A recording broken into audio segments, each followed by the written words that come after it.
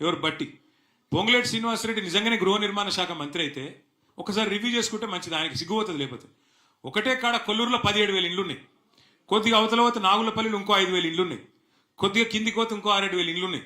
ఒక్కసారి చూసుకుంటే మంచిది, ఎందుకంటే ఆయన గృహ నిర్మాణ శాఖ మంత్రి మాట్లాడేటప్పుడు అజ్ఞాన ప్రదర్శన చేయకుంటే ఆయనకే మంచిది. అంటే ఎంత అజ్ఞాని రేవంత్ రెడ్డి అని చెప్పడానికి ఇది ఒక ఉదాహరణ.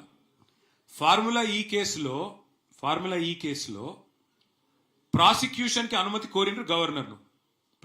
గవర్నర్ ఇప్పుడు అనుమతి ఇచ్చిండు. ప్రాసిక్యూషన్కి అనుమతి ఇచ్చుడు అంటే ఏంది? నన్ను ప్రాసిక్యూట్ చేయమనే కదా. ఇక మళ్ళీ ఛార్జ్ షీట్ వేసినాక మళ్ళీ ఆయన దగ్గరికి ఎందుకు పోవాలి? అసలు విషయం లేదు కాబట్టి, ఛార్జ్ షీట్లో అసలు విషయమే లేదు కాబట్టి, అదొక తుపేలు లొట్టపీస్ కేసు కాబట్టి దాన్ని ఏం చేసిండు? తీసుకుపోయి మళ్ళీ గవర్నర్ దగ్గర పెట్టినట్టు పెట్టిండు. దమ్ముంటే రా, అరెస్ట్ చేయి, నేను వద్దంటున్నా. ఏం చేసిందో తప్పు, రా ముంగటికి రా.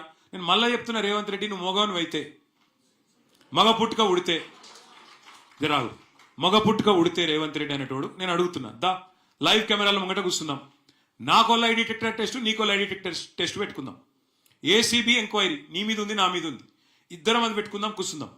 ఎవడు నిజాయితీ పరుడో ఎవడు దొంగనో మొత్తం దేశం చూస్తుంది. దా మగవను అయితే మగ పుట్టుక ఉడితే రా అని చెప్పి రేవంత్ రెడ్డిని సవాల్ చేస్తుంది. ఓకేనా? Thank you.